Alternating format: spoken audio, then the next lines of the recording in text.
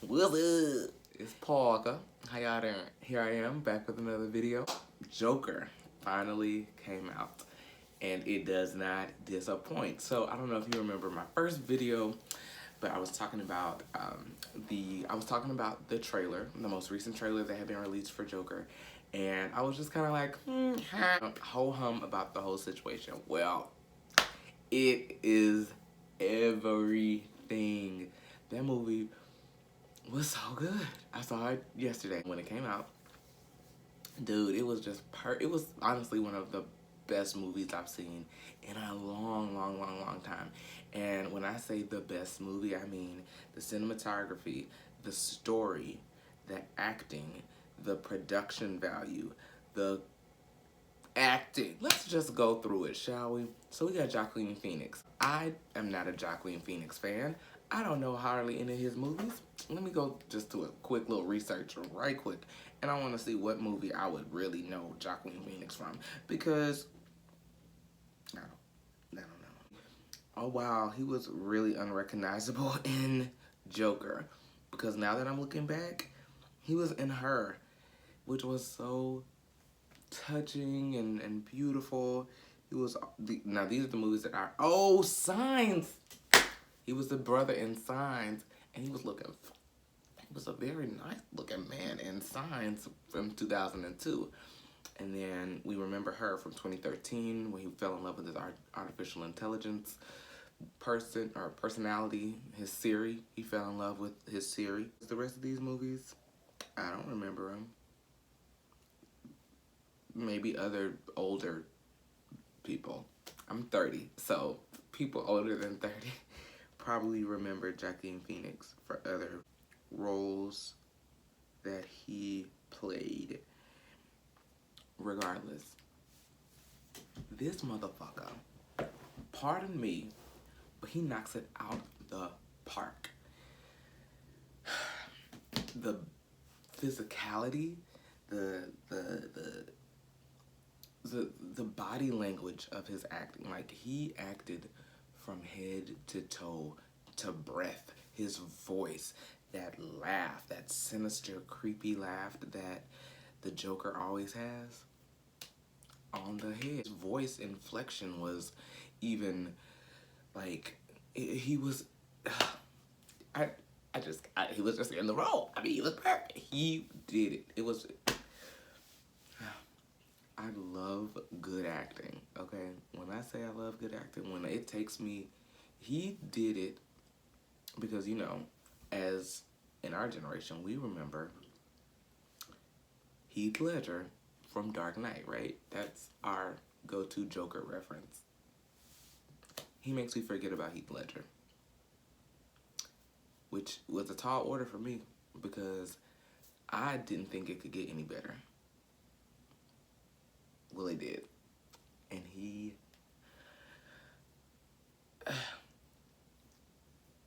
it was just perfect. It was perfect. Oh, okay. Let's move on. Then we also have Frances Conroy in there as his mother.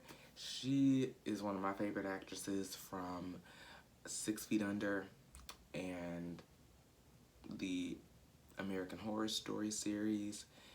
Those are the two references I have for Frances Conroy. She does her impeccably. Another notable name, of course, Robert De Niro, who plays a TV show host, a late night TV show host, and it was just so well put together.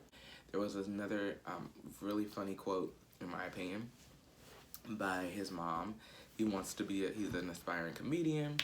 She's like, well, you know, you have to be funny to be a comedian.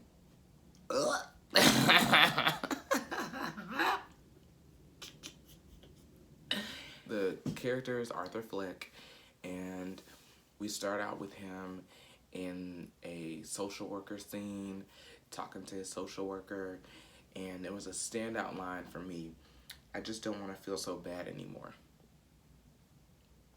And he asked for more medication after she was like, well, you got 7 medications, motherfucker. Well, you don't need no more. And he said, well, I just don't want to feel bad anymore.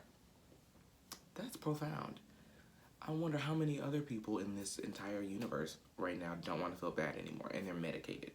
Does that make it feel better? I don't know. I'm not medicated. However, it's something to think about because maybe we don't need to be medicating people so much. Maybe we need to be doing something else to make them feel better. Talking to them, taking them outside, giving them new experiences. There are other healthier ways to cope with your issues, and I feel like we as a society should investigate them and encourage them and practice them, you know, instead of just, you know, handing people opioids and pills and all the time just to numb the pain. Let's find a way to work through the pain or the bad feelings. That's something.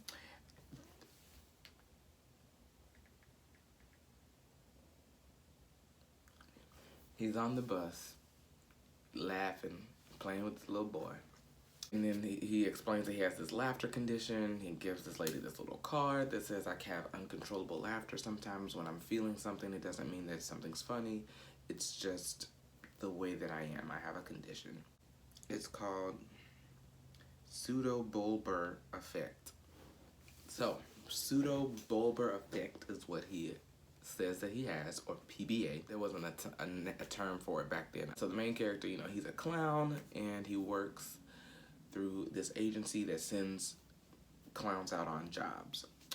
The first job, we see him doing this twirling a sign, and he's obviously bullied and ridiculed for what he does.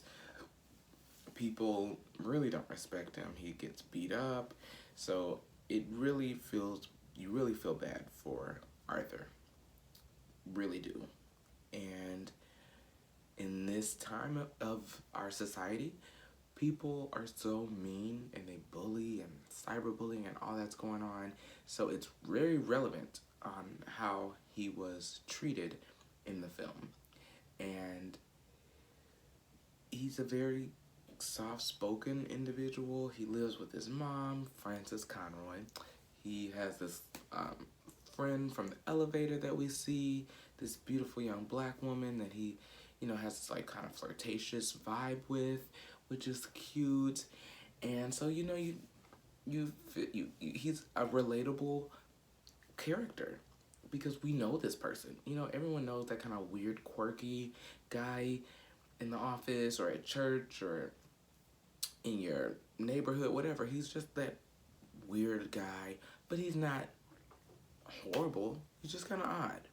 There are quirks that he has. He likes to dance, and he has this kind of ballerina-esque movement about him. He's extremely skinny, like to the point where you can see his spine and his rib cage. So skinny. The physicality that Joaquin Phoenix went through for this role. Commitment like no other. Like no other, baby. As the story goes on, we get introduced to the Waynes of Thomas Wayne, Bruce Wayne. Gotham, the story of Gotham is incorporated into the movie very, very naturally. Very naturally. It didn't seem forced at all. That was really great. As we continue the story with Thomas Wayne, we meet Alfred, we meet young Bruce, we meet the wife, we meet the elite of Gotham, and we meet the lowest levels of Gotham. And this story to me was something of an underdog story, and it was, you know, when I said in the first video, it's really interesting to see the antagonist as the main character. We feel for this person, we root for him at times, I think, and then at the same time you're like, well, wait a minute, this guy is obviously crazy. You know, obviously we know the Joker, so we know he's a bad guy.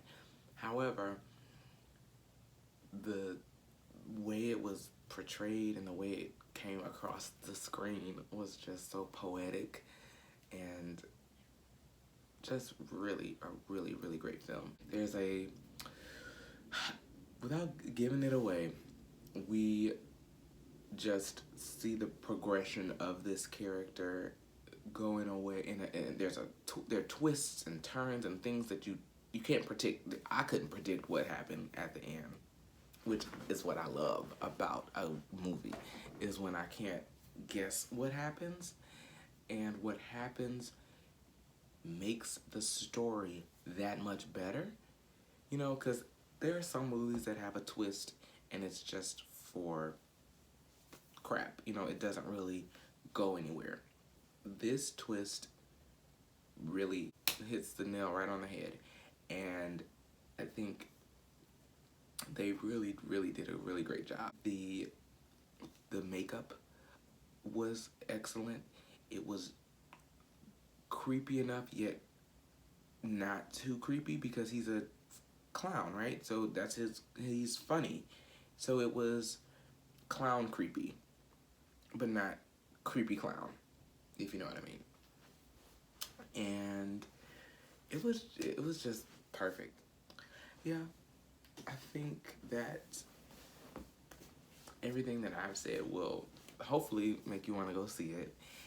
I am a harsh critic when it comes to movies, especially movies that the critics hail and praise.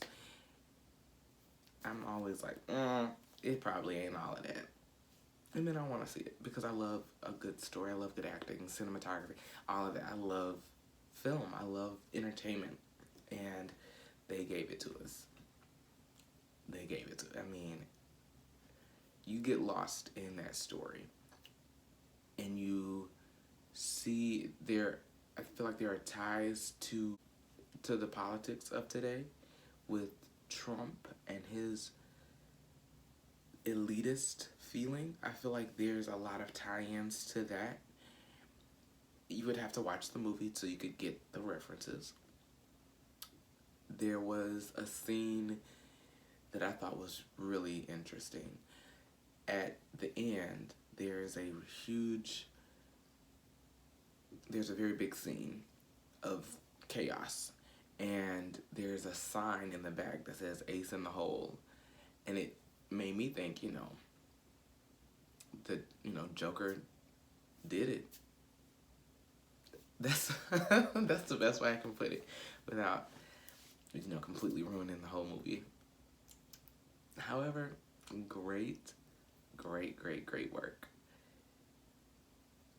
It was, I mean, honestly, it was kind of, I can't find any flaws. I was thinking about it last night. I'm thinking, so what part was just not good enough? What part didn't do it for me?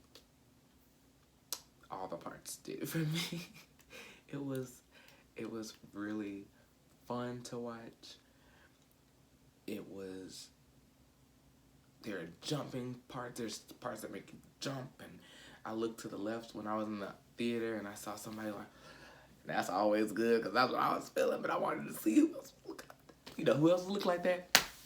Child, the person next to me, baby. They was like, I know, right? Hell yes. Shock. Appalled. I want to see more. So, drop your opinions in the comments. This is my video for today, and thank you for watching. Peace. Bye.